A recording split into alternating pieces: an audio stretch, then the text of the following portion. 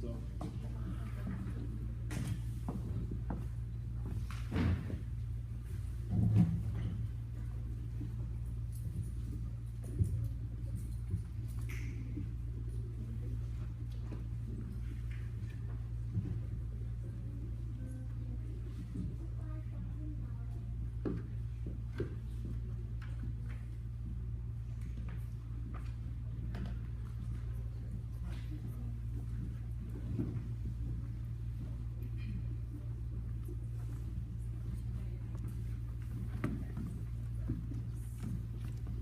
Can you hear me?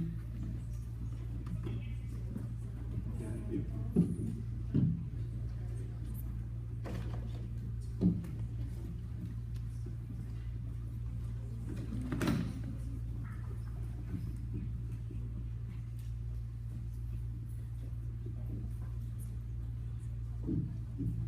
All right. I would like to call the July 17th, 2017, 7 p.m. meeting, special meeting of the Discovery Charter School Board of Directors to order. Note that school council is participating via phone. Board members, would you please identify yourselves for school council who is participating via phone? So I'm Cameron Sharfuddin, I'm the vice chair. I can't hear it. What was your name? Ahmed El. Oh. Ahmed El. Okay, there you go.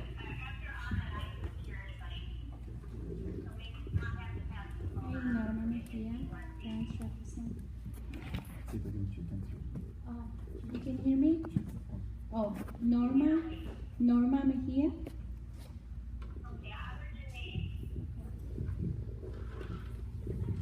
Samuel Master, Board Chair.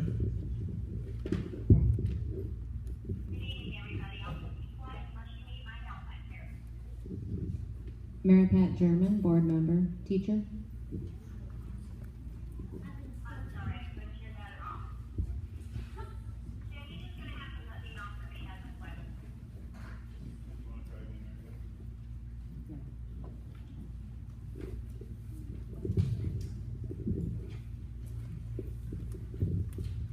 We have before us the agenda for the special meeting.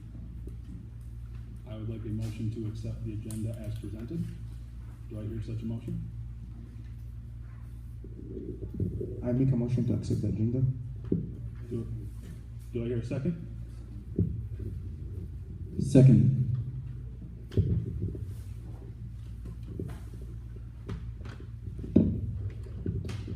All in favor? Ahmed Adam? Mary Pat German? Aye.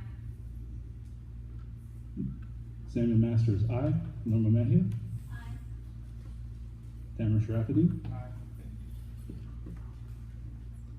The first item on the agenda is to review, modify as necessary, and approve the minutes from the June 17th, 2017 board meeting. Please look at the attached minutes.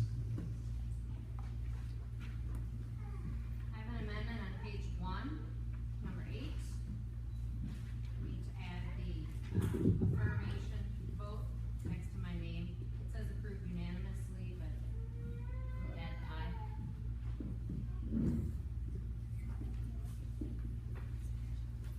And on number 13,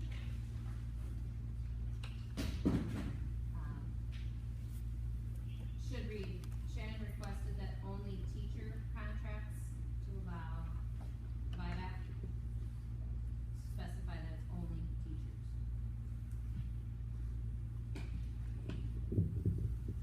All right. Do I hear a motion to accept the minutes as amended?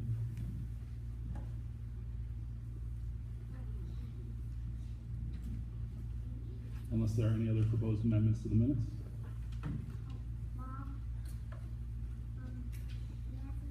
Do I hear a motion to accept the minutes as amended? Do I hear a second? Voting. Ahmed Adam? Mary Pat German? Aye. Samuel Masters, aye. Norma Mejia? Tamara Sharafadine? Aye. Motion passes unanimously.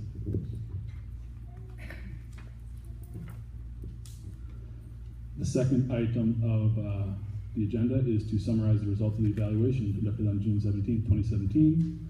The salient portions of that are in the Q&A in response to community concerns, which is item 3. The other salient portion is that there was a motion made to renew the executive director agreement. The motion did not pass.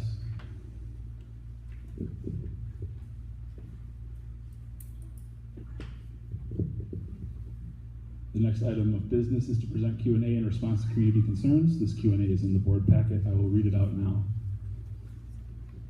Discovery Charter School questions and answers to community concerns. Per the previous procedure the board undertook in the beginning of the school year, when there are multiple questions and concerns directed to the board at or after a board meeting, in order to provide a thoughtful, accurate, and thorough response, the board responds to the extent it is able at the next board meeting. The following questions were posed to board members since the last board meeting on June 17, 2017. The answers follow. The question was, why is the board canceled and moved meetings throughout the year? The answer is a schedule of regular meetings is kept on file at the school's primary office. It was also posted on the school's website in the beginning of the school year and prior to each board meeting on the school's principal bulletin board located at the main office of the school. In addition, though not required, the school posts the agenda for each board meeting in advance of the meeting so that parents can know what will be on the agenda at the meeting. Of the 16 regular board meetings posted on the school's website, the board conducted 12 as scheduled. 2 board meetings were rescheduled and 2 board meetings had to be canceled. When the 2 meetings were rescheduled, the board posted the date, time, place, and purpose agenda on the principal bulletin board of the school and at the website more than 3 days in advance. The 2 board meetings that were rescheduled are the following. The board meeting rescheduled for December 22nd, 2016 was changed to December 19th, 2016 to ensure quorum. The board meeting scheduled for June 22nd, 2017 was changed to June 17th, 2017 to ensure quorum. The 2 board meetings that were canceled were the board meeting scheduled for August 24th, 2016 was canceled because the board could not get a quorum. The board meeting scheduled for March 23rd, 2017 was canceled because the board could not get a quorum. In order to conduct board business, the board must have a quorum, which is the majority of board members. The question is, why won't you have open board meetings? The answer is all board meetings have been and are open to the public. The question is, why was the meeting on June 17th moved to Saturday evening? The board meeting was scheduled June 17th in order to ensure quorum necessary to conduct board business. A Saturday evening seemed to be a time where those parents who work and have busy schedules during the week would be able to attend. The next question is, why didn't you follow the law when you closed the board meeting on June 17th, 2017? The answer is the board followed the applicable law. Under Minnesota's open meeting law, which applies to charter school boards, the board must close a meeting to discuss the performance of an individual subject to its authority unless the individual requests that the meeting be open. The director did not request that the meeting be open. The board stated the specific grounds permitting the meeting to be closed and described the subject to be discussed in the agenda that was posted on the website more than 3 days in advance of the board meeting. The question is, why didn't you provide proper notice for the June 17th, 2017 meeting? The notice for June 17th meeting was posted on the website the weekend of June 10th, much earlier than the 3-day required meeting notice. The next section is concerns about board membership. The question is, for public schools, the board is elected. For Discovery, who appoints the board chair and the board members, who holds them accountable? If it is NEO, how is the performance of the board evaluated? If it is not NEO, how is the board performance measured or accounted for in the performance framework? The answer is charter schools are public schools, but their governance structure and election process is different than that of traditional public schools. The Charter School Law, CSL, is contained in Minnesota Statutes Chapter 124E. It explains how charter schools form and how they are overseen and evaluated. Section 124E07, Board of Directors of that law. Subdivision 1 says the initial board of directors, before entering into a contract or other agreement for professional or other services, goods, or facilities, the operator is authorized to organize and operate a school, must establish a board of directors composed of at least 5 members who are not related parties. The initial board continues to serve until a timely election from members of the ongoing charter school board of directors is held according to the school articles and bylaws under Subdivision 4. Subdivision 2, the ongoing board of directors. The ongoing board must be elected before the school completes its 3rd year of operation. Board elections must be held during the school year, may not be conducted on days when the school is closed. Subdivision 3 is membership criteria. The ongoing charter school board of directors shall have at least 5 non-related members and include at least one licensed teacher who is employed as a teacher at the school or provides instruction under contract between the charter school and the cooperative. 2, at least one parent or legal guardian of a student enrolled in the charter school who is not an employee of the charter school. And 3, at least one interested community member who resides in Minnesota, is not employed by the charter school, and does not have a child enrolled in the school. The board structure may include a majority of teachers under this paragraph, or parents or community members, or it may have no clear majority. The chief financial officer and the chief administrator may only serve as ex officio, non-voting board members. No charter school employees shall serve on the board other than teachers under Clause 1. Contractors providing facilities, goods, or services to a charter school shall not serve on the board of directors of the charter school. The authorizer monitors and evaluates the fiscal, operational, and academic performance of the schools it authorizes, but does not have the authority to be involved in evaluating or hiring the school leader. Discovery Charter School was founded by Margaret Glash because she felt that there were students in the community who were not being served well based on assessment results from the area, and that Minnesota and the community would be served well by having a STEM program option. She assembled a board, including experts in the STEM field, and the board applied to NEO to be the authorizer of the school. The next question is, why won't you have the full board elections that were supposed to be done in February, March, per the meeting minutes for those months? The answer is the board must follow the charter school law and board policy and statute regarding elections. The CSL applicable to new schools provides that school board elections must take place by the end of the 3rd year of operation. Discovery just completed the 1st year of operation. The board continues to review the most appropriate time to hold elections and to ensure it is in line with policy and statute. The question is, why does Mr. Sharafidin continue to serve on the board when he isn't eligible to be a board member since he missed meetings in July, August, and September of 2016? The answer is the meetings missed were June, July, and September. There was no board meeting in August 2016. According to the September 2016 minutes, the board voted at the 3rd missed meeting to override the 3 missed meetings rule, override the resignation due to failure to attend. The question, not one of the board members have a kid in that school or live near the school. The answer is that Norma Mejia is a parent of a student in the school, and she was appointed to the parent seat on the board. The next question is, the board doesn't have a single student represented at Discovery. The answer is Norma Mejia is a parent of a student in the school, and she was appointed to the parent seat on the board. The question, it is unheard of to have only one parent on a charter school board. In fact, the CSL does not require more than one parent on a charter school board. Per subdivision 3, the membership criteria, which was stated earlier. The question, I would like the authorizer to step in and force the resignation of the community board members and to help form a new board that is a more accurate representation of the schools and children's needs and concerns. The answer is the authorizer does not have the legal authority to select, appoint, or remove board members. The next section is concerns about interim director services. Why did you contract with an interim director without a formal board meeting announced at least 72 hours in advance? How can you name an interim executive director without a board meeting? The board is not contracting with an interim director. At the properly noticed board meeting on June 17, 2017, the board voted to go through designs for learning for interim director services. The board went through designs for learning for interim director services. Designs for learning is providing interim director services. The contract for design interim director services was brought to the board for approval on July 17th. You've been deceptive and probably violated laws by hiring and announcing a new interim director without having a board meeting to vote on. The board is not contracting with an interim director. After the notice board meeting on June 17, 2017, the board voted to go through designs for learning for interim director services. The board went through designs for learning for interim director services. Designs for learning is providing interim director services. The contract for interim director services will be brought to the board for approval on July 17th. Question, why did you hire an interim director with no STEM background? The board did not hire an interim director. The board worked with Designs for Learning to obtain the services of an interim director. That individual will assist the board in creating a search process to identify a permanent executive director with STEM background. Question, how can you have this new interim director speaking on behalf of our school and board without ever having an executed contract? At the June 17, 2017 meeting, the majority of the board voted to go through Designs for Learning to obtain services on an interim basis. The chair, pursuant to that vote and pursuant to applicable law and board bylaws, worked with Designs for Learning to identify an individual who could promptly assist the school in collecting community feedback and helping plan next steps in the search for the new director. The contract with Designs for Learning will be presented at the July 17, 2017 meeting for the board's review and approval. Question, I would like to see a copy of the executed contract immediately. I'm assuming you're having a meeting to backdate the contract. It means you are currently unable to produce one. Produce the executed contract immediately. The contract is in the board materials for the July 17th board meeting. Question, Sam chose an interim director with no input from the board. It's concerning that Sam seems to be making decisions all on his own, or with influence from NEO, Designs for Learning, and an attorney instead of the board voting on decisions. The school board is not one person. The board chair did not choose an interim director with no input from the board. At the properly noticed board meeting on June 17, 2017, the board voted to go through Designs for Learning for interim director services, and Designs for Learning is providing interim director services. The contract for interim director services will be brought to the board for approval on July 17th.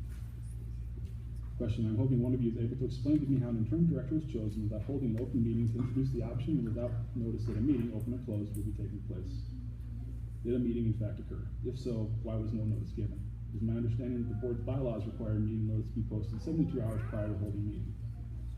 The board did not choose an interim director. At the properly noticed board meeting on June 17, 2017, the board voted to go through Designs for Learning for interim director services, and Designs for Learning is providing those interim director services. The contract for interim director services will be brought to the board for approval on July 17th. The question was, I'm also concerned with the appointment of Terry because of her experience and background. She is not qualified to lead a STEM school. She has no experience in STEM education. How can she prepare my child for a future STEM career if she does not have the background to support STEM? How will she be able to support our teachers if she does not know where to turn to for STEM resources? Terry is not right for her school. Designs for Learning is providing interim director services. The interim director services that Designs for Learning are providing are identified in the contract with Designs for Learning. They include assistance in areas based on school need, including assistance with a search for a new director with a STEM background. The next question is, I'm also very concerned that an interim director was selected who works for Designs for Learning. Since DCS pays for Designs for Learning services, Terry has a direct conflict of interest. Designs for Learning is providing interim director services. Discovery Charter School did not hire an interim director. The interim director services that Designs for Learning are providing are identified in the contract with Designs for Learning. They include assistance in areas based on school need, including assistance with a search for a new director with a STEM background. There is no conflict of interest. Terry is provided as part of the interim director services. Question, we enrolled our kids into the program because it is a STEM-themed program. What STEM experience does the proposed replacement bring? Her bio reads to me like a bilingual specialist. Are you changing this theme? I noticed there are other language-based programs in NEO portfolio schools across the state. Are you switching to increase enrollment or profitability? Is there a reason why you think this is a better fit? I have no issue with you changing the theme, but I need to know if the direction is changing. We chose a STEM school. This part greatly concerns me because it hints at a profit motive as opposed to a vision. Designs for Learning is providing interim director services. Discovery Charter School is not changing the mission or vision that was established at its inception. Discovery Charter School's mission is to prepare students to become excellent questioners, scientific thinkers, and responsible citizens. Students will work respectively and collaboratively, applying scientific, technological, and mathematical concepts and principles to develop a strong work ethic and critical thinking skills needed to solve problems in the real world and to prepare them for future academic success. Discovery Charter School's vision is to embrace a multidisciplinary curriculum with an emphasis on science, technology, engineering, and mathematics, provide a challenging learning environment that values creativity, diversity, and multiculturalism to prepare students for lifelong learning, collaboration, critical thinking, and problem solving. The mission and vision are part of the charter of the school and will not change. The next section is concerns about the decision to not offer an at-will agreement to the former director. Why won't you accept Dan Hurley's lawyer's request for remediation? As of July 16, 2017, neither the school nor the school's attorney have received a request for mediation from Mr. Hurley's attorney. To date, the school has not received a formal request for mediation. Question, how was Dan let go when the school was his vision, his startup school, and you're only 3 people from the community who clearly have absolutely no vested interest in the lives of our children at the school? First, information regarding employee performance is private data under the Minnesota Government Data Practices Act. Absent specific and very limited circumstances, which are not present in this case, charter school boards are prohibited from releasing or discussing performance data. Thus, the board could not provide information about, quote-unquote, why Dan was let go. The voluntary founding board created the mission and vision for the school, secured the facility, developed the original policies, filed all necessary paperwork, retained the grant funds, and ensured that the school met all readiness to open requirements for starting the school. Mr. Hurley was hired after the school obtained the grant funds to start the school. Mr. Hurley had an at-will agreement with the school that ended on June 30th, 2017. The board voted not to enter into another agreement, renew the agreement with him. Question, the lack of communication from this board is irresponsible and disrespectful. You unnecessarily and without cause chose to not renew Dan Hurley's contract.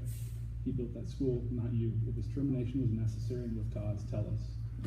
So first, information regarding employee performance is private data under the Minnesota Government Data Practices Act.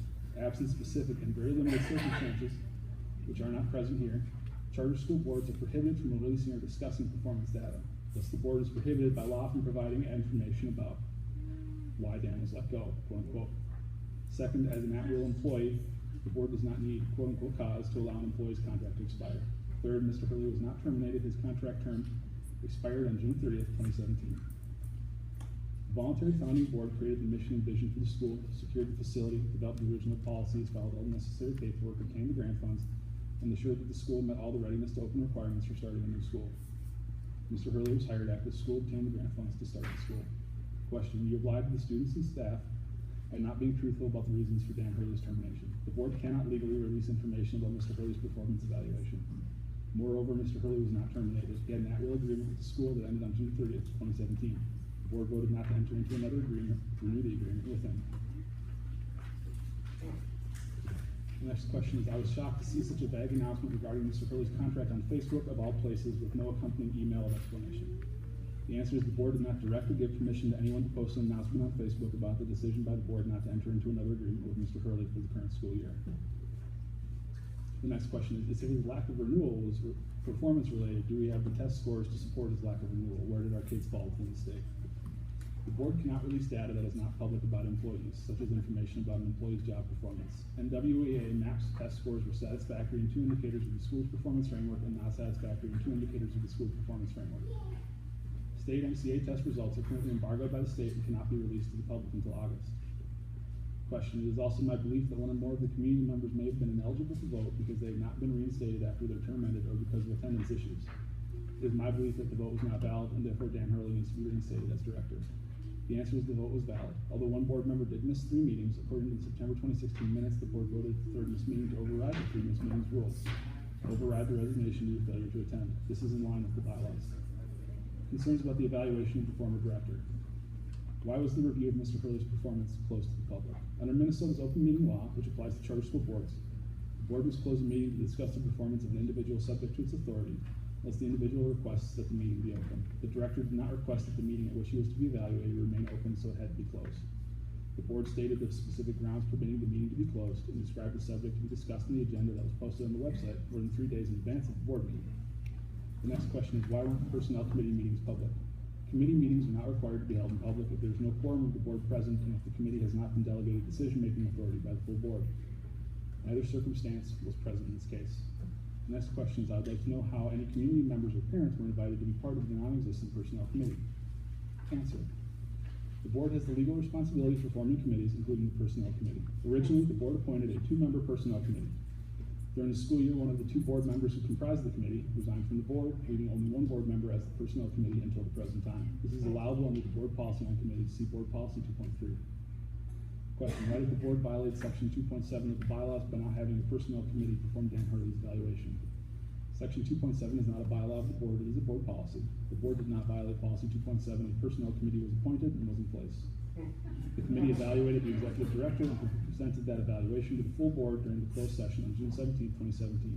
Further, the charter school law, specifically Minnesota Statute 124E07 subdivision 6, specifies that board of directors shall decide and be responsible for policy matters related to the operation of the school, including budgeting, curriculum, programming, personnel, and operating procedures. Therefore, it is appropriate for the personnel committee, in accordance with policy 2.3, to participate as it did in the director's evaluation, which is a separate activity from decision-making about the offer of an employment agreement. It is the responsibility of the board to make the decision by entering into an employment agreement with the director. It's a question. The board has never established a personnel committee, and there has never been a meeting of the personnel committee. I'm asking the board to create a personnel committee allowing community members to be members. As indicated above, the board did establish a personnel committee. Committee members must consist of 1 or more persons. Committee members shall be appointed by the affirmative vote of the majority of the board members present at a meeting. Originally, a 2-member personnel committee was created. However, during the school year, one of the 2 board members who comprised the committee resigned from the board, leaving only 1 board member as the personnel committee until the present time. This is allowable under the above policy on committees 2.3. The community did not express any interest in the personnel committee prior to June 17, 2017. The board is now aware of the community's interest and will take that interest into account going forward. Question, I'm wondering about the personnel committee that should have been formed in order to dismiss Mr. Hurley. When were the dates and times of these meetings? Why weren't parents allowed to attend or participate? Who was on that committee? Why wasn't it listed on the website along with other committees? The answer. As indicated above, the board did establish a personnel committee. As part of the evaluation of the director, the committee met with the director during the year, provided performance feedback during several one-on-one meetings. Also during the school year, the personnel committee shared the rubric that would be used in the evaluation of the director. Parents who are not on the committee may not legally participate in performance appraisals. Finally, it is the legal responsibility of the board to make the decision by entering into an employment agreement with the director. The next question, I would like to see the rubric criteria that was applied for the executive director evaluation this past year at DCS. Please note that I am not requesting the completed performance evaluation. I would like to see what the executive director was assessed on. I'm also curious as to which DCS community members, teachers, parents, support staff, administrative staff, authorizer staff, board members, community members, board consultants, etc., were sought for input in the evaluation process. Again, I'm not interested in the specific names, but would like to know more about the process in the name of transparency. First, it is important to note that the evaluation process included results from the parent survey that the school conducted. Also, the board developed a performance rubric that corresponded directly to performance categories required in charter school law. The statutory categories and corresponding rubric components are as follows. Statutory category, instruction and assessment. Performance criteria in the board's rubric. Commitment to organization. Strives to meet high standards by continually improving the academic and business practices, processes, and results of the organization. Planning. Engages effective and efficient planning to further the mission of the organization. Planning is done in a strategic and thorough methodology focusing on goals of the organization. Initiative. Identifies problems, obstacles, or opportunities and takes actions to address issues. Demonstrates this initiative without being directed to do so. Statutory category. Human resource and personnel management. Performance criteria in the board's rubric. Personnel management. Directs personnel appropriately and effectively. Monitors employee performance and demonstrates ability to address performance concerns. Developing others. Effectively and timely reevaluates subordinates, encourages and initiates regular discussion of performance of subordinates, fosters the professional development of subordinates. Teamwork and cooperation. Works cooperatively with others, keeps others informed of necessary and factual information, works together as opposed to working separately. Facilitates the operation of a team of which she is part, promotes teamwork across departments. Statutory category. Financial management, performance criteria in the board rubric. Fiscal management, maintains appropriate budgetary controls, monitors activities, initiates timely and effective correcting actions, stays within budget, and makes appropriate budgetary recommendations. Statutory category, legal and compliance management, performance category in the board's rubric. Management knowledge, demonstrates knowledge of required laws, regulations, procedures, and rules related to the management of all functional areas. Supportive policy, understands, supports, promotes, and upholds both publicly and privately the policies of the organization. Work products, produces reports, correspondences, and other work products which meet the intended objective, demonstrates professional competency, quality, and thoroughness. Statutory category, effective communication. Performance criteria in the board's rubric. Communication, communicates clearly, listens effectively, keeps others informed with necessary and factual information. Deals effectively with conflict and avoids negative gossip. Initiative, identifies problems, obstacles, or opportunities and takes action to address issues. Demonstrates this initiative without being directed to do so. Statutory category, board, authorizer, and community relationships.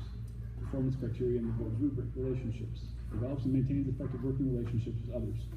Treats students, parents, community members, staff, and board members with courtesy, respect, dignity, fairness, honesty, and prevents a positive public image. Leadership.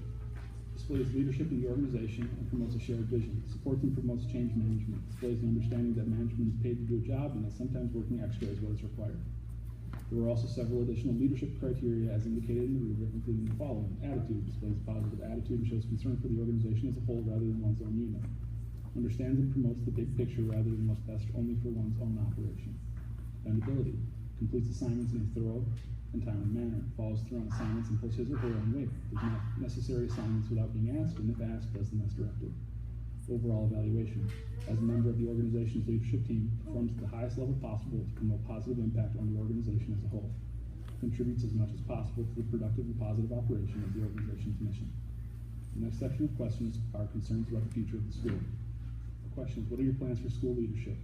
1 is improving communication with all parents in the community. 2 is conduct a search for an executive director with STEM experience and expertise. 3 is engage parents in search for the executive director. Next question: will there be major changes in the direction and vision of the school? Discovery Charter School is not changing the mission or vision that were established at its inception. Discovery Charter School's mission is to prepare students to become excellent questioners, scientific thinkers, and responsible citizens. Students will work respectively and collaboratively applying scientific, technological, and mathematical concepts and principles to develop a strong work ethic and critical thinking skills needed to solve problems in the real world and prepare them for future academic success. Discovery Charter School's vision is to embrace a multidisciplinary curriculum with an emphasis on science, technology, engineering, and mathematics to provide a challenging learning environment that values creativity, diversity, and multiculturalism to prepare students for lifelong learning, collaboration, critical thinking, and problem solving. The mission and vision are part of the charter of the school and will not change. Will the next school board meeting be held at its regular daytime location?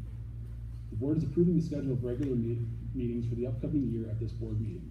All school board meetings will continue to be held according to the posted schedule of regular meetings. If there is a change, proper notice will continue to be provided. Question: who's going to be the director? What are the plans with the school, teachers, and the building? The board will conduct a search for a new director. All teachers were offered contracts for the coming year. The school is staying at the current facility. Question: when would I know if the school is closing? The school is not closing. The authorizer conducted an independent investigation into issues raised by some parents and found no violations of the law. The school remains in good standing with its authorizer. The school has a 5-year contract with the authorizer, and the authorizer has no plans to close the school. However, issues raised since the last meeting indicate that there are communication concerns that need to be addressed, and the board has taken and will continue to take active steps to address those concerns. The school remains committed to its STEM mission and vision.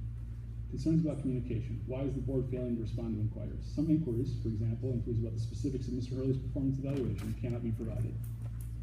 Per the procedure the board has used since the beginning of the year, when the board receives questions and concerns after a board meeting, in order to have the time to provide an accurate and thorough response, the board provides responses at its next board meeting. The board understands that communication needs to improve.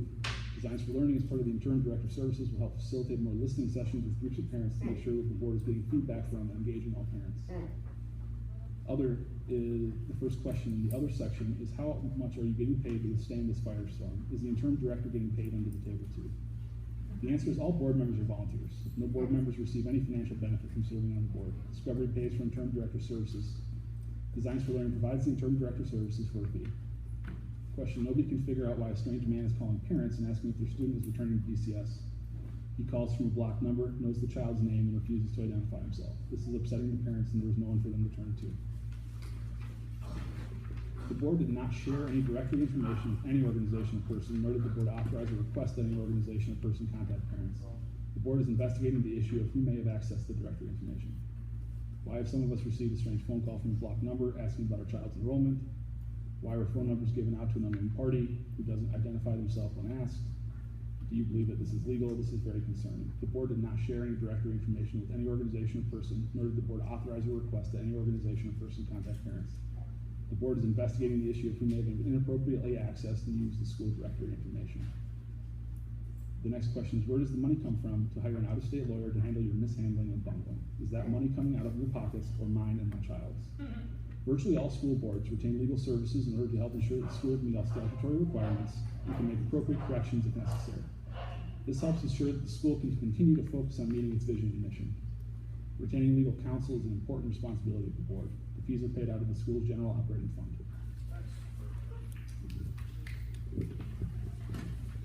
The next item on the agenda is to have a discussion and possible vote to add 2 additional board members to the board of directors. I would like to hear a motion to add a parent and teacher seat to the current Discovery Charter School Board of Directors. I so move. Do I hear a second?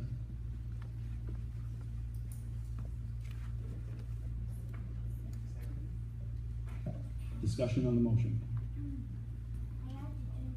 I would like to see us add 2 positions to the board, but I believe that one of those should be the position of secretary. That is an officer We do not position. have, yes, we do not have a board secretary, Right. and I would like to see applicants who are interested in taking on that role, so that when we enlarge our board, we are sure that we have someone who's interested in fulfilling that role, because it is a need that we have. Right, so an officer position can be fulfilled by any current member of the board of directors. This would be adding an additional 2 seats to bring I 2 new people understand that, but on I would like it to be clear that we need this role. that we need someone who is willing to be the board secretary when they are, entering into that election process. Understood. So I think that special emphasis can be made, but the motion would, we would still have to have the motion of just to add the 2 seats. Why?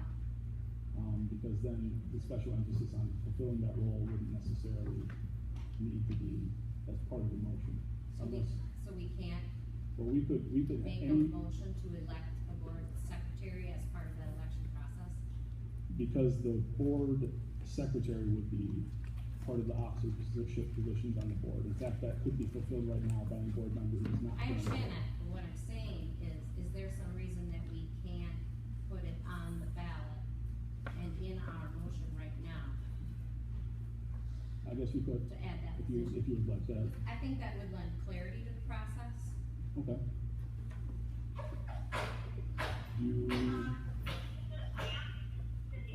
The board will hear the lawyer? We can't hear it. Can you hear? Put the microphone down. Put the microphone to the phone. Cindy, are you there? Yes, I am. Can I address the board for just a moment? Yep. Just, I can only motion, and I wasn't clear exactly the nature of the motion, other than if the board is considering adding, two positions, and which is certainly fine. The one thing that should be clear though is that it's not an election, it's an appointment at this point. So the current board would appoint the two new members. It would not be an election. The current motion, Cindy, is to add 2 seats to the board. The methodology for filling those seats is not part of the motion presently. Okay. I think that needs to be part of the motion. Okay. Do I hear a motion to add 2 board seats, 1 parent, 1 teacher, with an emphasis on fulfilling the secretary officership role of the board to be elected as soon as elections are able to be held?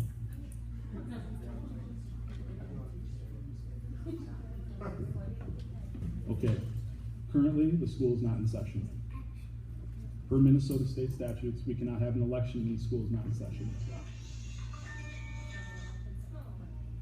Cindy, are you there?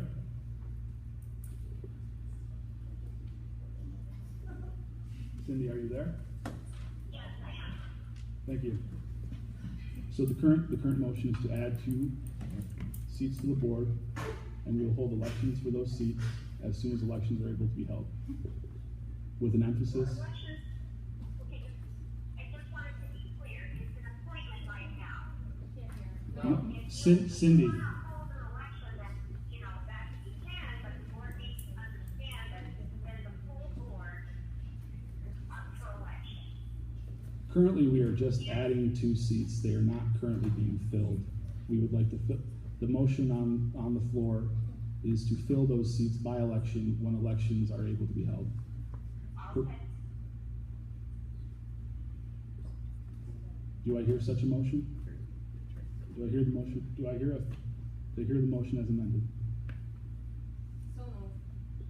Do I hear a second? Second. Discussion? What do you think?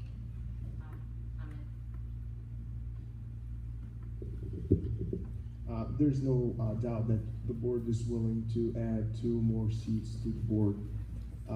However, I see that the board should focus more right now in going forward in appointing a new executive director. So the other thing I would like to say is, bless you. So the other thing I would like to say that adding the board, how we will add them appointment or election, doesn't need to be included in the motion. The motion is to add 2 board members, and again, I would like to say that the board should focus more on going forward in appointing a new executive director. Thank you. Is there any other discussion on the motion? So, just a point of information, our current board election policies, as far as I recall it, requires elections to be held in January, and it specifies January within the policy. If we are going to specify elections in this, then that would necessitate a review of that policy. Well, does it stipulate that it must be in January? Correct, but we can revise that policy. Let's do that. Yes. September. September. I, a couple things I'd like to respond to you, Tamara. You're talking about the director position. That is a separate piece from this, so, we're discussing the motion to elect 2 additional members to our board. So what was your comment regarding that? The comment, I do not want the board to be distracted with many actions done right now. We have a mission now to pass with the school through this transitory period. We have the school stable now. At that time, when we have a meeting, looks fine. Okay. So we will, after we have a new executive director, we will have a stable school. At that time, the board can work to have a new appointed board member. Okay, so I think everybody's had a chance to discuss. Well, We we did- haven't heard from, Is there any discussion on the motion? Okay, I think we should put the motion to the vote. The current motion is to add 2 additional board member seats, 1 parent and 1 teacher, to be filled by election as soon as elections are able, with a special emphasis on fulfilling the secretary board officership role. Voting on this motion, Ahmed Adam, Aye. aye. Samuel Master is aye. Norma Mejia, Aye. Tamara Sharafity. The next item on the agenda is to review and if acceptable approve of a contract with Designs for Learning regarding the appointment of an interim executive director. This contract is in the board packet. Please take a moment to review.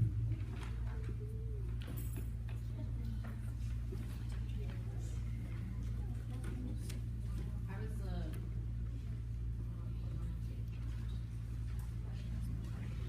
I'm a little confused looking at this, under the effective date, under Correct. 1A.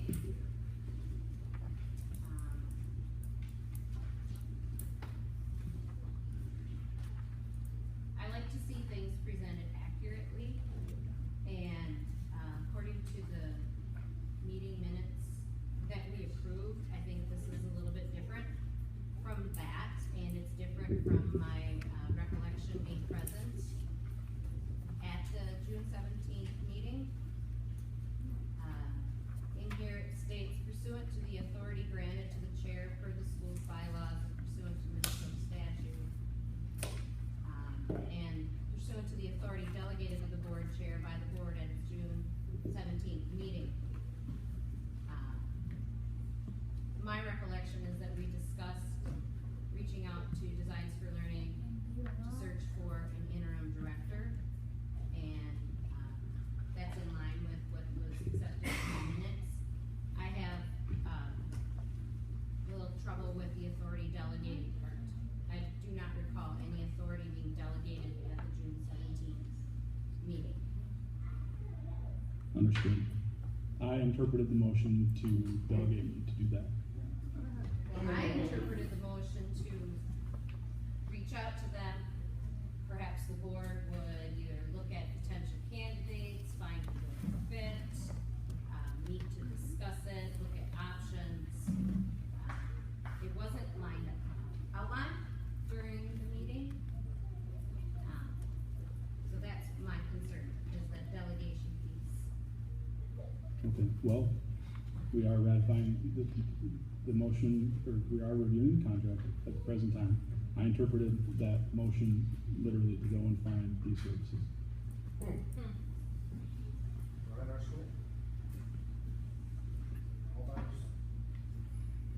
All right. Please note that in 1B, the expiration date is to be determined by the board. As part of the motion, we will have to ensure that that date is decided upon and that is part of the motion to ratify. Should that be taken care of first?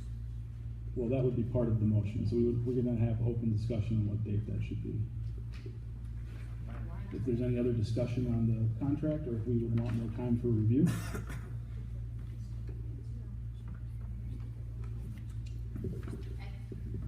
I don't know that I feel comfortable voting on something that says to be determined. No, this is to be determined by the board today. Right, that's what I mean. Today, Right, yeah. but if we're voting to accept something and the expiration date hasn't been filled in, it seems like we're putting the cart before the horse. Right, so we will decide on the expiration date today, and it will be as part of the motion, is my That vision. be separate and then get that established. If we can have it as 2 separate motions or 1 motion altogether. Seems like it would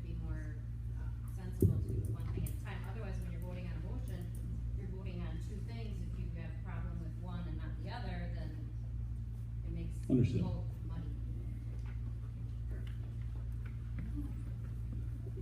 Does anybody want more time to review this contract?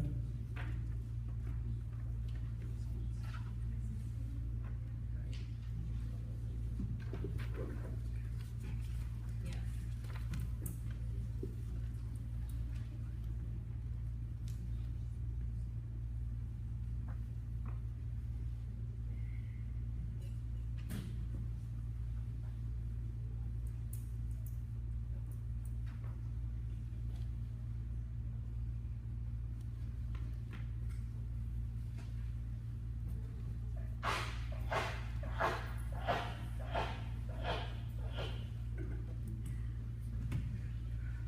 Allergic to the lies.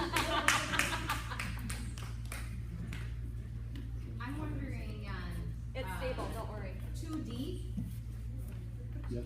so that we have the same understanding of what the word means, adequate enrollment, ensure adequate enrollment.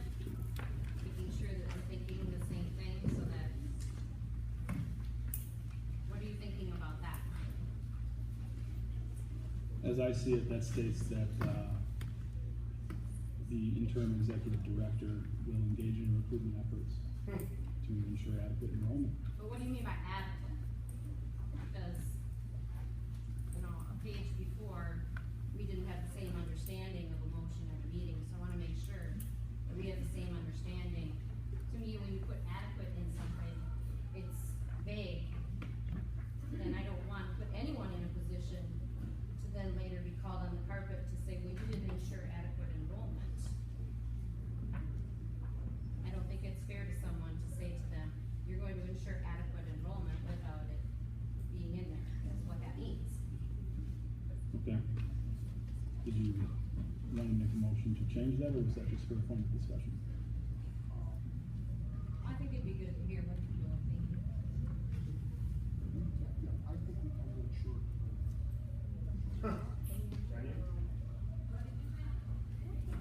We can't hear. Yes, I will say. Thank you. So here the concern of Mary Beth German about the adequate enrollment and what's meant by adequate. And here I was thinking, okay, we can say ensure enrollment for 2017, 2018. I'm not sure if any other board member has a comment too. Are you thinking like along the lines of having enough students to meet the staffing levels that we've established so far? Is that what you were thinking about when you were thinking about adequate enrollment? I think for adequate enrollment, we haven't set a cap on enrollment. Some schools will say we want to stay at 300 students, we want to stay at this, we want to stay at that. So I think adequate enrollment right now is just as much enrollment as we can, because we as a board have not set anything for that, as far as I remember.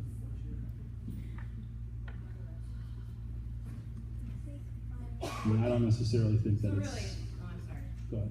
I just think, so really, you want them, you just want to list it out that you want them to oversee and engage in recruiting efforts.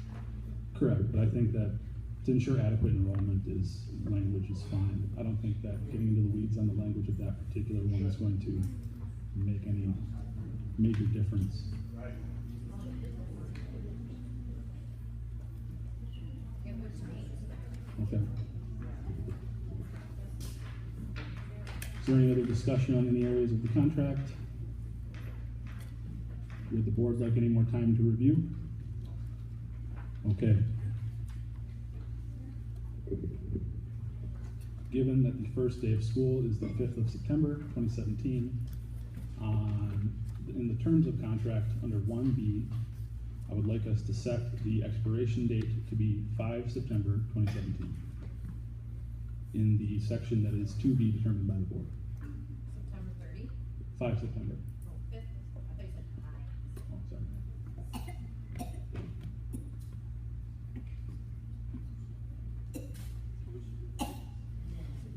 5 September 2017.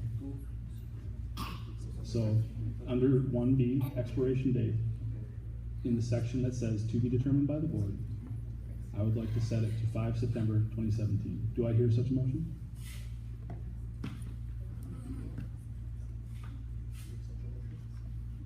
Do I hear a second? Yes. The board member Shannon? We have staff coming back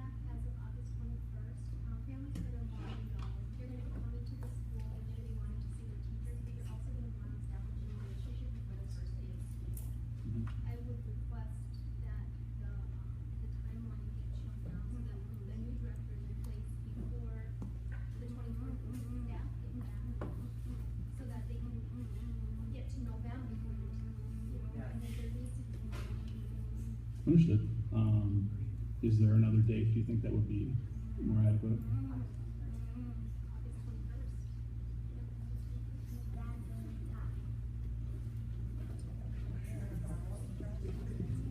If we have the expiration September 5th, doesn't mean that we have to wait until September 5th. So we may have the new ED before that time, ahead of time. So we can have the ED before that time, but we do not want just to put it September 21st.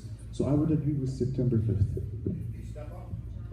if we don't find someone by September fifth? Then if you look under the second clauses, or until all obligations have been satisfactorily fulfilled, whichever occurs first. I would also like to draw attention to 1C, early termination. The parties agree that the board may terminate this contract at any time for any reason without liability. Right, but that doesn't account for if we don't find someone. In section B, that second section, or until all obligations have been satisfactorily fulfilled, whichever occurs Whichever first. occurs first. So Right. September fifth comes, and a search committee hasn't found an acceptable candidate. Right, so then I think we can extend the contract at that time as needed. Then I'm wondering then if it would be the date of a meeting in September. Okay. So otherwise, the first day of school, you could conceivably, worst case scenario, not have a director. Or second day of school, I guess. Yeah, thank you for your comment. This is really important. I think by the next board meeting in August, we should be able to know whether we will have one or not. Right, So but what if we in, don't? if we don't, as Sam said, we will have another motion to extend this contract. But I think by next board meeting, we should be able to know whether we will have a new ED or not. And at that time, we can plan accordingly. Or if you would, if it is maybe more appropriate to have it be the date of a board meeting in September. But we are also establishing the regular meeting dates, Right, so, or the August meeting date, and then it can be extended at that time. correct. So, Could it be by the August board meeting? Is that not specific enough? yeah, I think that that's not specific enough, especially when we are deciding on the regular scheduled meetings today. So I think we would want to put a hard date in there, and then we can re-examine this too as necessary.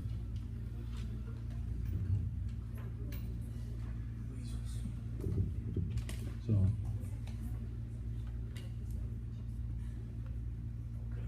Do I hear a motion to have it be 5th September 2017 in section 1B of this contract under the section to be determined by the board?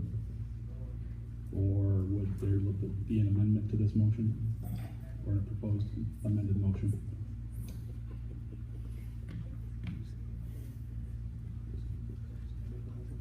Do I hear a second?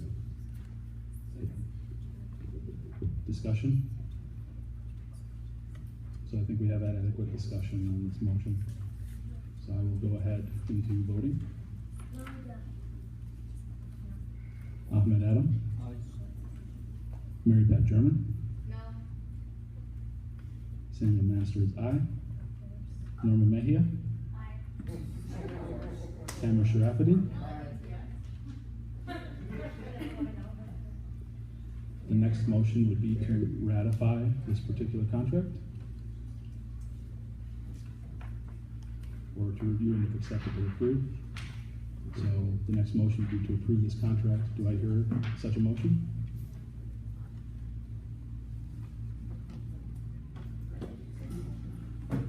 Do I hear a second?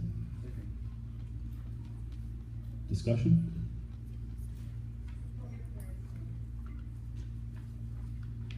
All right, if there's no discussion, A moment to think would be nice. okay?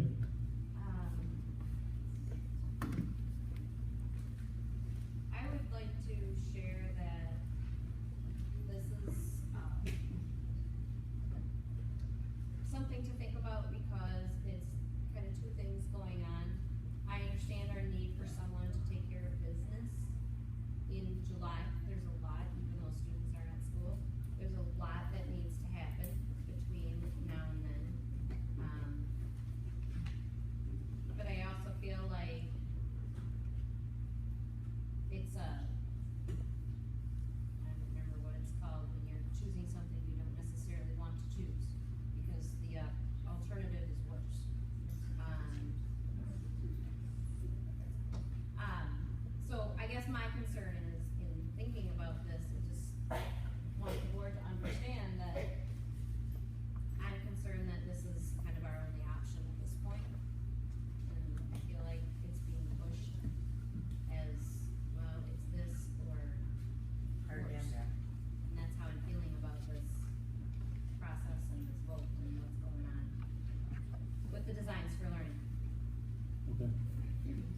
Is there any other discussion on the motion?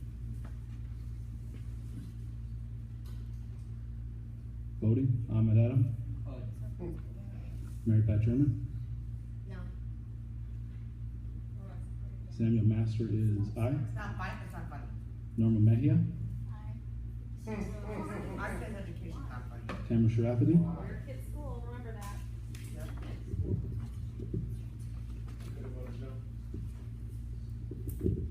The next item on the agenda is to appoint a responsible authority for the Minnesota Data Practices Act. This was previously the executive director. At this point, I would like to appoint our Director of Operations as the responsible authority for the Minnesota Data Practices Act. Okay. Understood.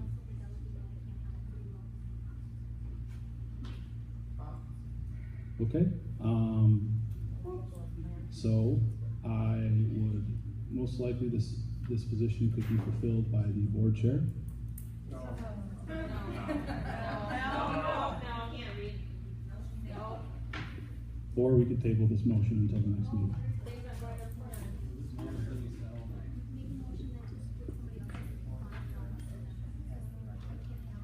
Understood. Okay. So let's open discussion on the to appoint a responsible authority for the Minnesota Data Practices Act.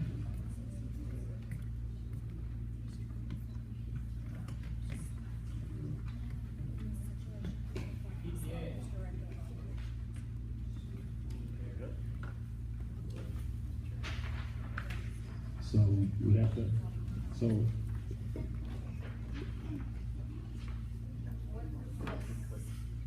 Entail slash involve require, what are the stipulations, other than I can't be exempt? So typically there's a person of authority, usually the director. Either also in your, you need a microphone.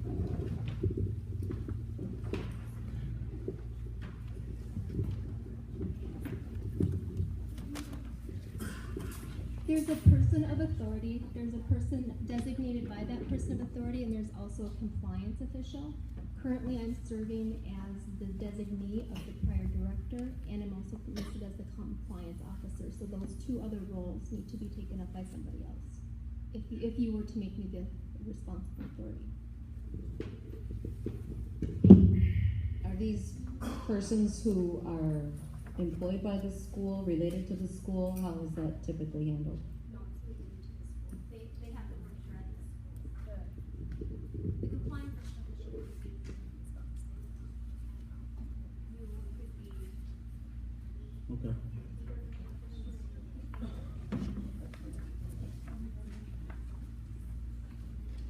Okay. So I would like to then hear a motion to allow our Director of Operations to appoint a new compliance officer and to have our Director of Operations be the responsible authority.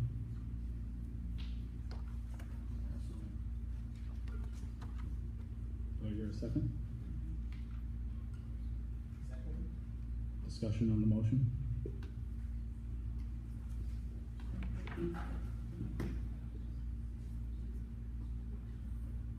Okay, voting on the motion. Ahmed Adam, Aye. Mary Pat German, Aye. Samuel Master is aye. Norma Mejia, Tamara Sharafity. The next item on the agenda is to designate the identified official with authority to authorize user access to MDE secure websites for the school and giving that official the responsibility of assigning job duties to the staff at Discovery Charter School. Normally during a transition period, this is given to the board chair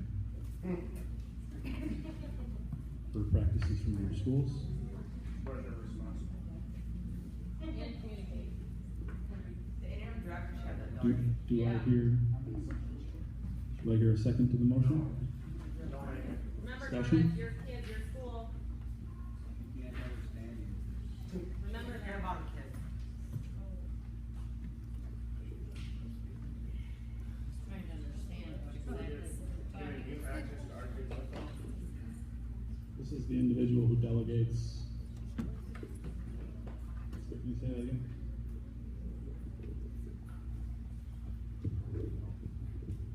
This is the person who delegates user roles with MDE access, so it provides all of the different data options for the MDE system.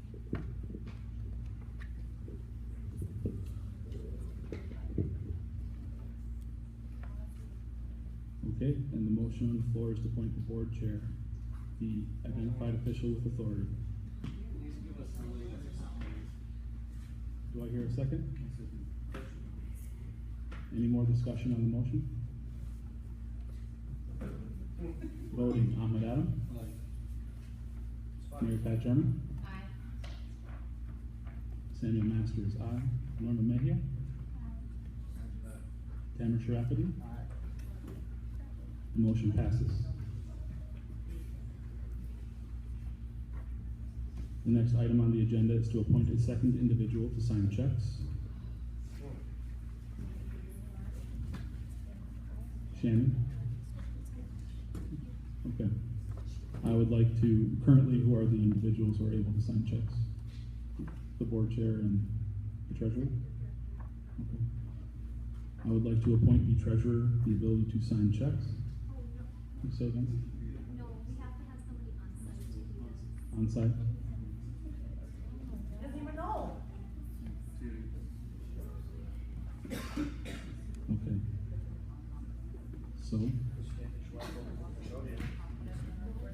So I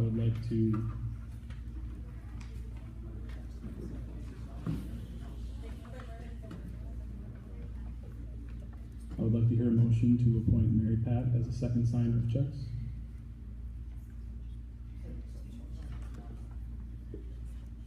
Do I hear a second? Discussion on the motion? All right. Voting on the motion, Ahmed Adam. Mary Pat German. Samuel Masters, aye. Norma Mejia. Tamara Sharafity.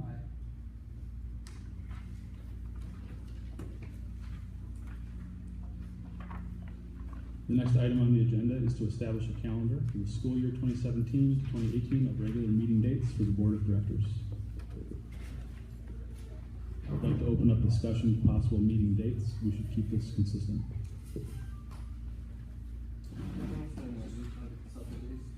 No. Last time we agreed to have it Saturdays, and I think that's a good time to Or you could resign. have it on, be like Saturday night. No. No. No. Normally. Yeah. What time would, Best decision. what would work for you now? For me, will be during the week, Monday to Friday. Good job. Any days during the week, weekday, Monday to Friday, and Not gonna change your answer. So Friday would work for you? No. No, Yeah. during the week. Friday, Don't worry, we'll still be here. Why are you here? I am not available some Fridays during the year, so as long as we can do, Evening? not Fridays during, May through September is difficult. Well, September might be okay if it's later in the month.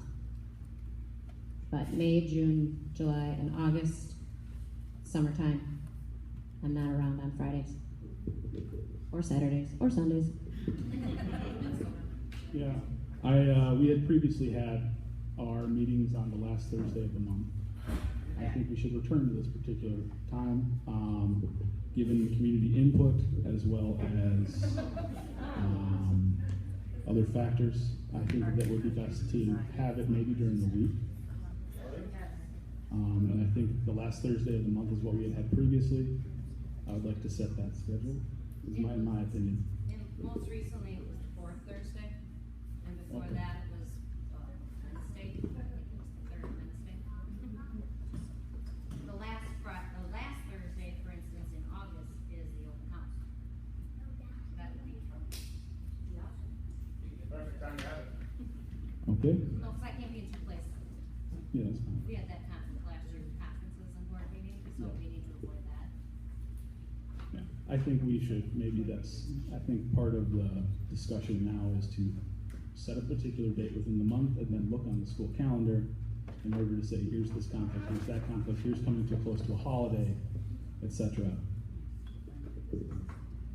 Should have done that before the meeting. Is there any other discussion on this?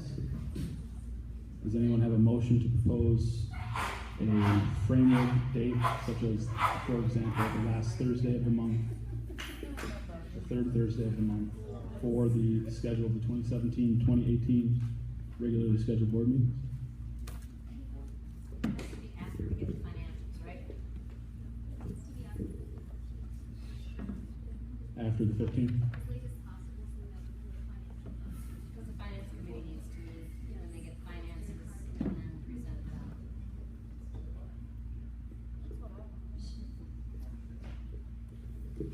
I think for Thursday every month should be fine with me. Do I hear a motion to make the regularly scheduled board meetings the fourth Thursday of every month? I'll make such a motion. Discussion on the motion? As long as we can be flexible, Thanksgiving is the fourth Thursday every November. And winter break gets a little dicey to it, but as long as we can be flexible. Well, I think we can decide that Spring break now. is- Yeah, as long as we have the understanding that we can be flexible and set the dates now. Right. Okay, so for the fourth Thursday in August, that's the open house you said, correct? No, that's The the fifth, last. last Thursday. So the fourth would be the 24th. 24th of August. And the fourth Thursday of September. Is there a school conflict or a holiday conflict at all? Okay. Can I have the date for that? The 28th. 28th of September.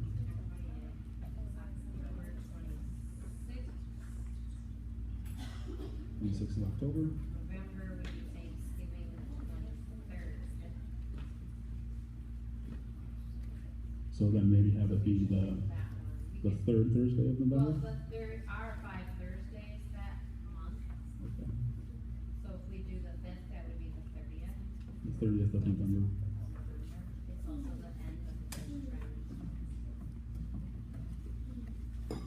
And then for December, That might be okay, because there are only 2 weeks in December. When school is open. so for December, the last Thursday, can I get the date for that? December 28th. Do we want to have it so close to the holiday?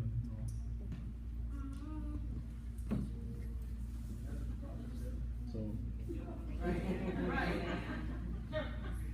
January 2nd. that's also close to the holiday. Fine, every Father's Day.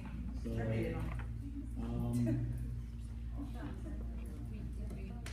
Well, we're meeting on the 30th, so December 21st.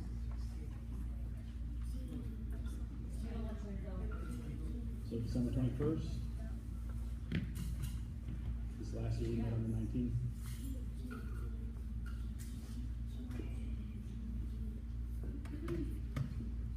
Right, 21st or the 28th. Do you have anything in December that we need to work on?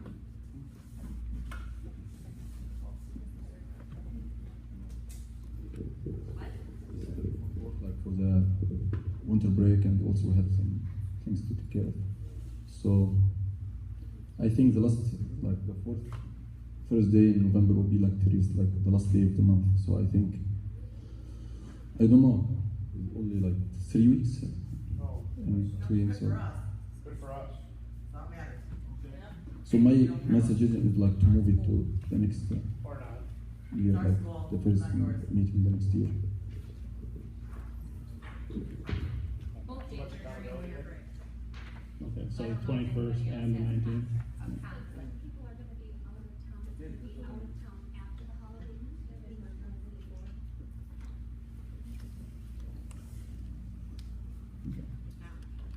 Well, I mean, unless there is a conflict, we can keep it on the 21st of December then, just to be consistent. Well, consistency would be the 28th, that's the fourth Thursday. Okay. It's effective. Well, just to be consistent that we're having a meeting every month. Right, okay. So then, Either is fine for me. January, the fourth Thursday of January, there shouldn't be any conflict then, or? Right now, it's scheduled to be conferences with conferences. Okay. And how about the third Thursday of that? Let's put on the camera schedule, just ask him when he's Yeah. available. 3 days after. Was on the community? I think I've seen that school before. Then I did 8.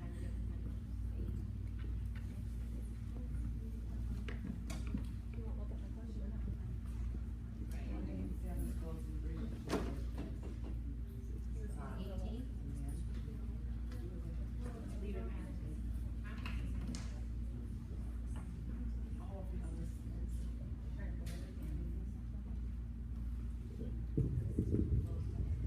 All right, so is there any, so for January, is the fourth Thursday workable, based on the school calendar?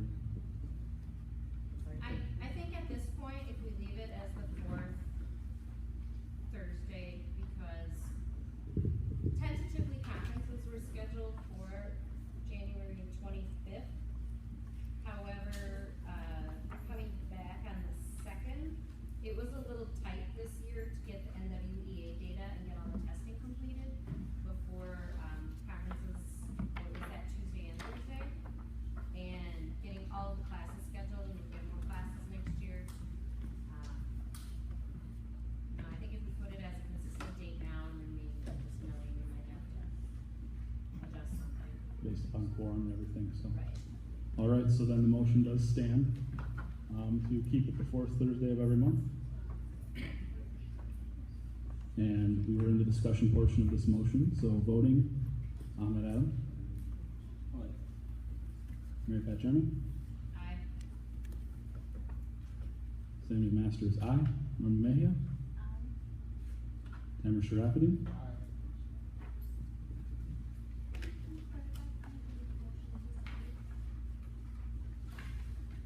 I believe that Ahmed, did you make the motion? Tamer made the motion. Okay. The next item is to create a search committee for the purpose of securing the services of a permanent executive director. So my particular vision for the search committee would be that it be 2 board members, the teacher and parent member. Not allowed. The teacher member is Well, it, For no. the search committee. Oh, search committee, sorry. not the Yeah. personnel committee, the search committee. So this is the creation of a special committee to, this is the creation of a special search committee Write down what you're saying. to go through first round interviews, with potential executive director candidates, to post the job description. And my vision is that the search committee would consist of the parent and teacher member of the board, along with 2 staff directors, 2 staff members, Care about ours.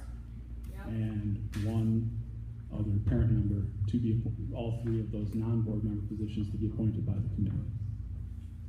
I think we need more here. Yep. Okay. Yeah. What is the vision of that? Maybe 2 more parents? 4.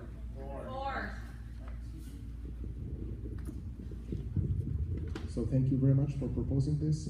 However, I think that the selection and search committee, from my perspective, should consist of the board chair and the parent member as a representative of parents.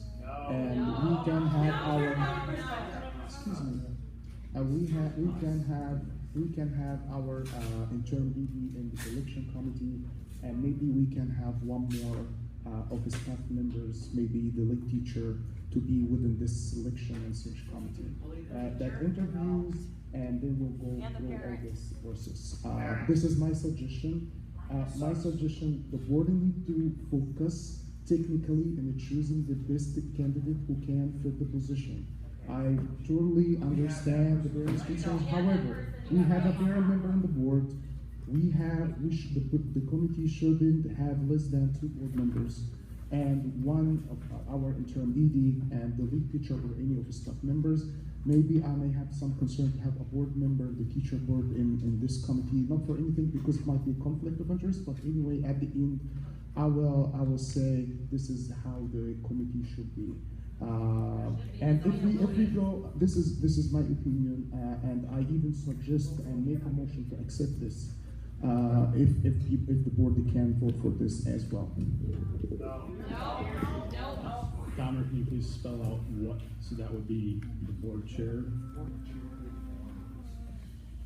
the parent member, The parent member, Norma, the lead teacher, the lead teacher, and our interim.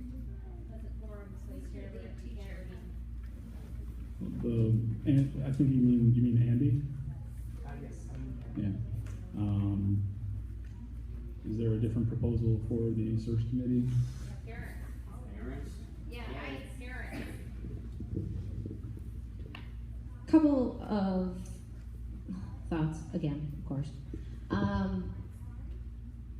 I think it's important when searching for a school administrator that you have persons who are experienced in this area.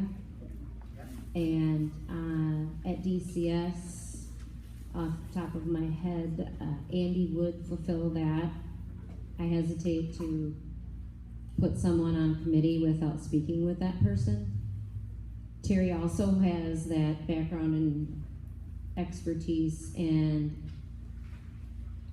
I think her objectivity might be especially helpful in this, and I believe she has the skill set to lead a committee like that.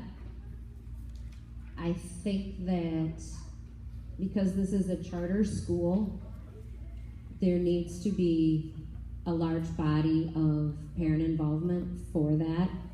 It goes with the philosophy of charter schools. It is a public school.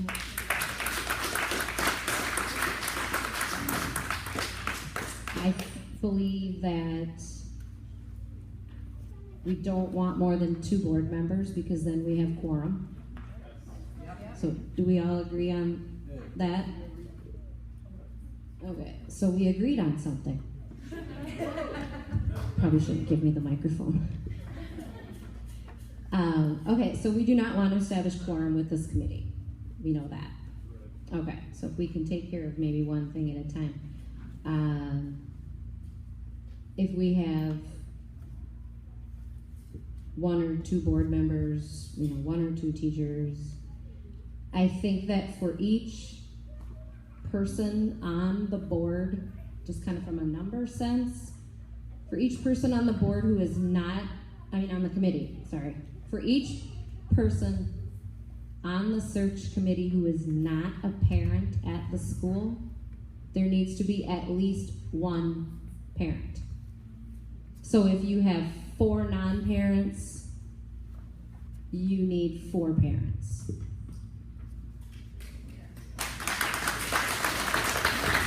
Right, so first off, I want to thank you both for your input.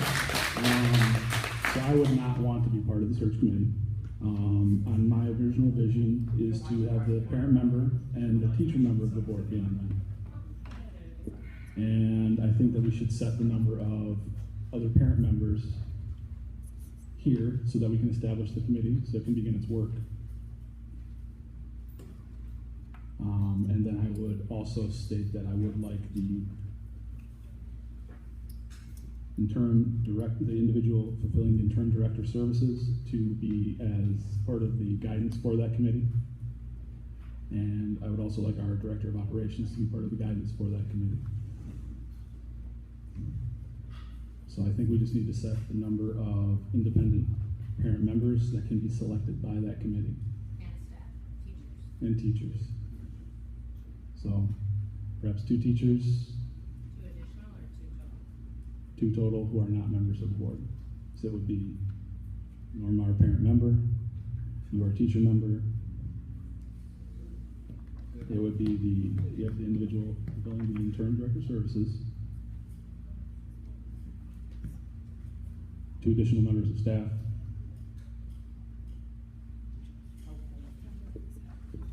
would say the committee should choose the 2 additional members of staff now. We don't have a very big staff, I don't know. Okay. I don't know how they feel about it, but.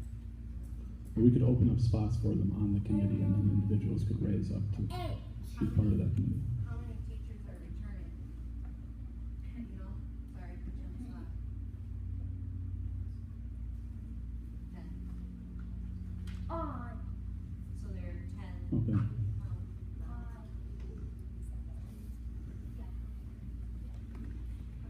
Teachers. We have 10 licensed staff returning. Okay. So, I don't know, how do you guys feel about 2 versus 3 of 10? So how we will choose them? So we will say we need this one person and this person and this teacher and this teacher. How would they say no? We do not want to be involved in this. Well, I'm just talking about how many right now, but yes, that's another question. I think we would have to find yeah. out, just as with finding out. And how we would choose them? Will we vote for them, for choosing them or not, or personal, particularly? The same also rule applies for parents. If we will say, okay, we need some community parent members, and okay, how many? How we would choose them? So these things will go through complicated details that will actually when we make this committee, it will take a long time. And again, we insist, I actually say that our aim now is to move forward through selecting a qualified candidate, and this will be based on having a highly qualified committee consisted of our interim AD, a teacher from the school, a lead teacher. I suggest the board chair. If you do not agree, that's fine. A parent to represent parents. We do not have any problems to have parents in the committee, but the way to have them in this committee may be very complicated. This is my concern. Right, so I think that the 2 board members on the committee, we would give them authority to set the individuals in those seats, and to vote, so the 2 board members who would be on the committee would then select the people for those seats, and then they can move forward, because I would like that committee to be moving forward from today. Yes. Yes. Yes. Unless the board votes for all the members, the committee that will go for certain selection. Can't hear you. Microphone, please. Unless the board vote for all the committee now, I don't think that there will be a committee that will be able or have the authority to make the selection of the search We're not selecting. right now. We're putting the candidate forward. We're not Our selecting. school, not yours. Yeah. This search committee is to find somebody with reasonable director leadership qualities, STEM background. It's up to the board to vote on this person. This is a search committee. We can't take a month to find the search committee. We don't have time for the board to vote on each, but we need to be able to get the search committee, get individuals so that the board can choose. You're going to have the final decision, but the search committee needs to find that person, and we need to find that person. What if we have the same candidates? Who will advise? The search committee is the committee that's going to be put together to shrink that number so you have somebody to choose from. I mean, And Terry's here talking about you. I mean, she is here, so we can talk about that. I see, listening to what you're saying, Sam and Tamara, we haven't heard from you folks. I'll pass this down a moment. I'm making just a couple notes. I'm looking at 8. We've got interim director Terry, Shannon, Norma, myself, another teacher, and 3 parents would give us 8. Well, we could do, or 9 if you want to do 2 teachers. That's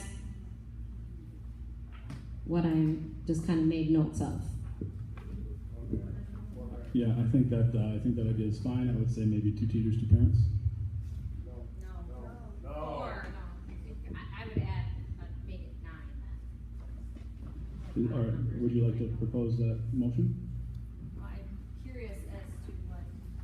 So let's open the discussion.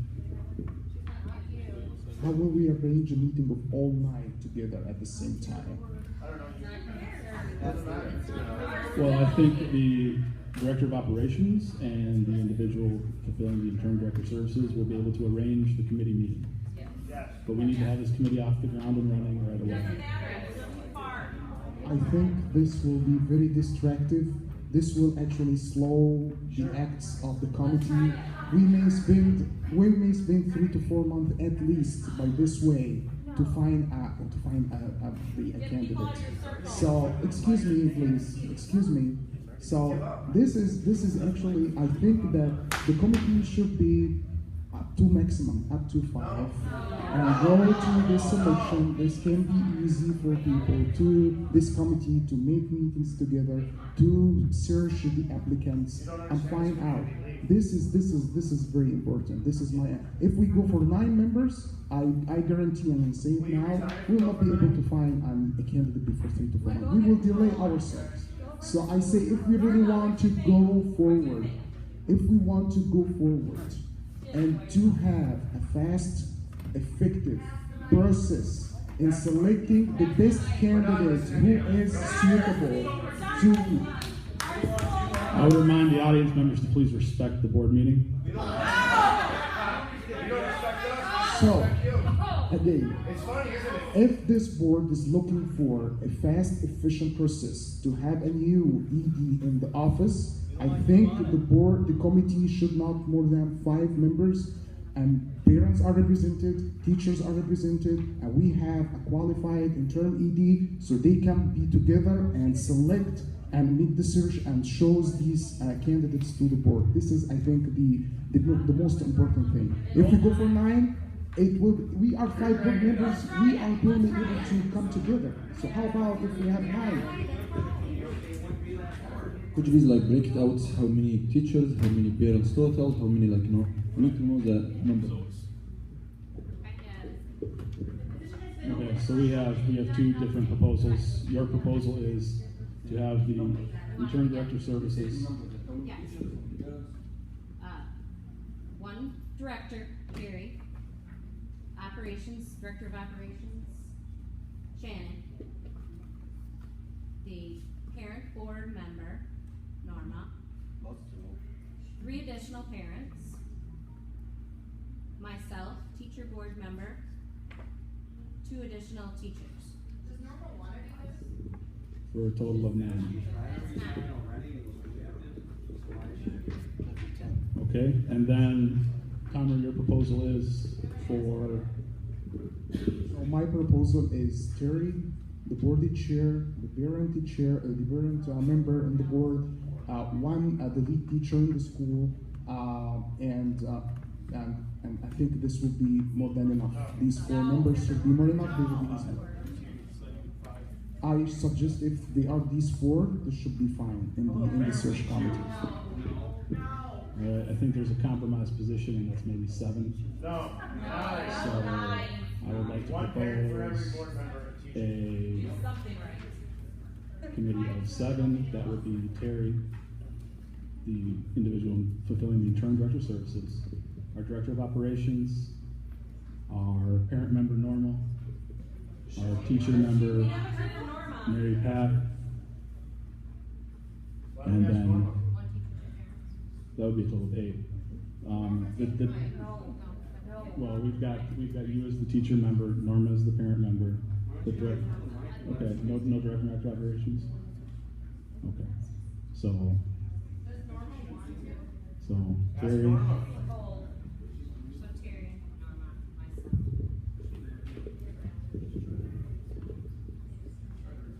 Okay, so if we want 7,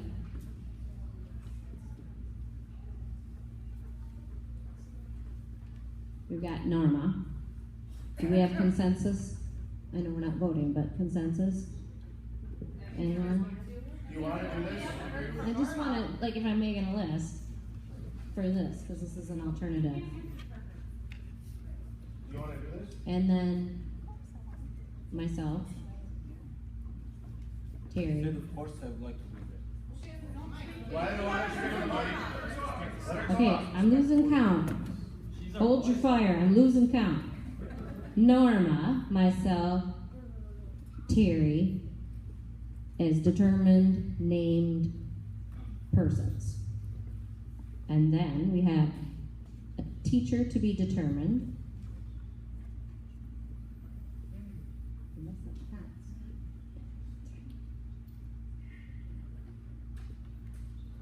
And then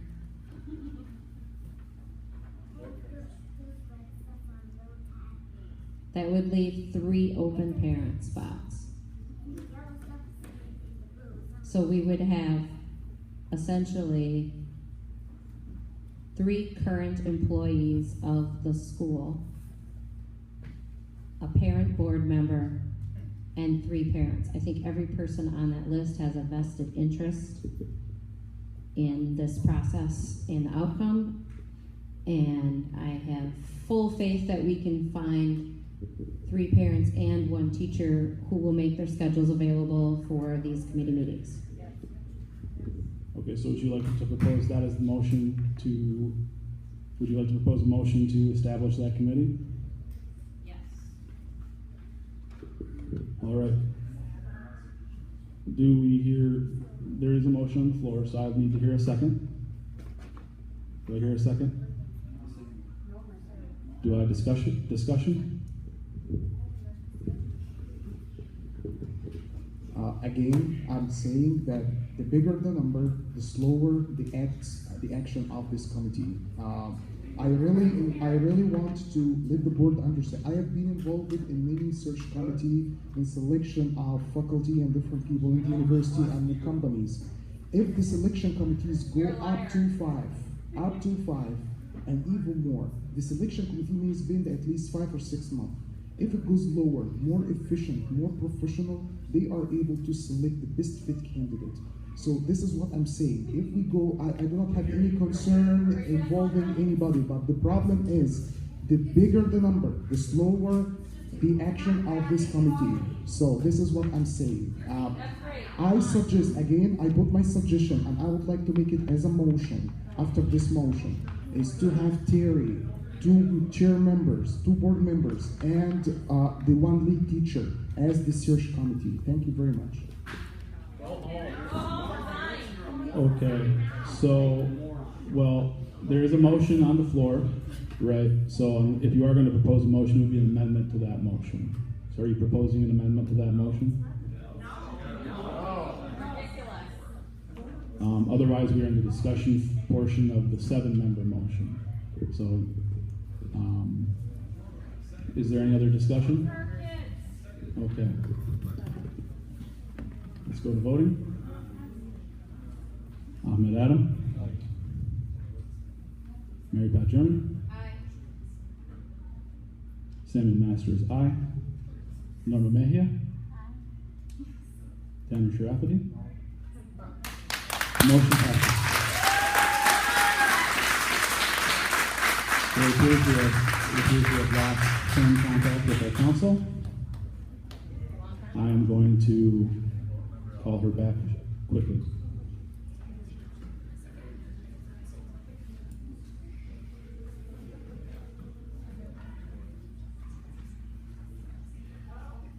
Hello, Cindy. So the next item on the agenda is to ratify the legal services contract with Lavarada Law Offices, LLC. No. This contract is in the board pack. It should be the last 3 pages. Please take a moment to review the contract.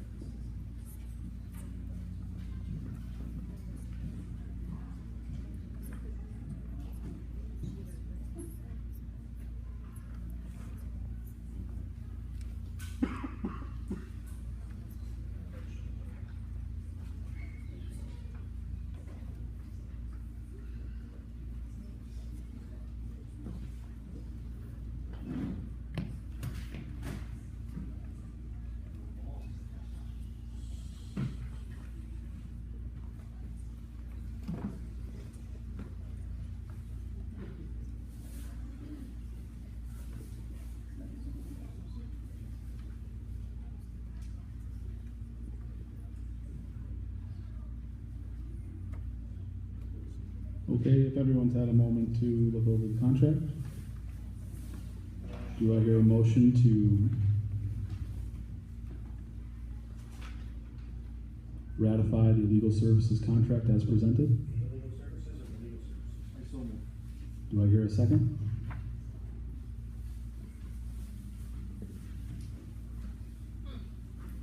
I second. Discussion?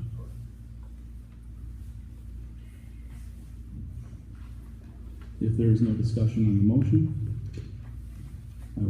we'll go to voting. Ahmed Adam, Aye.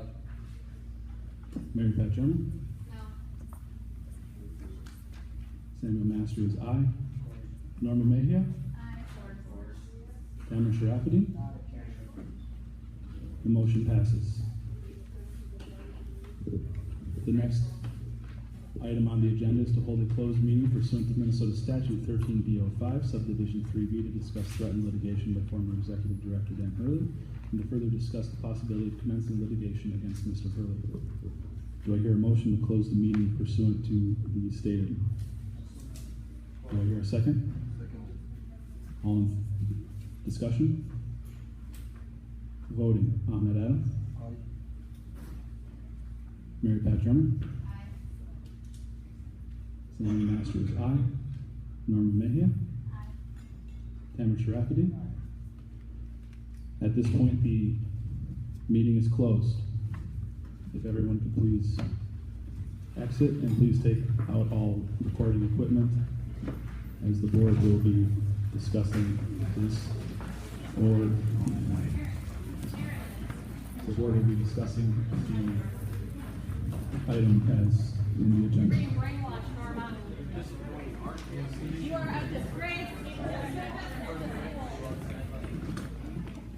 Your kids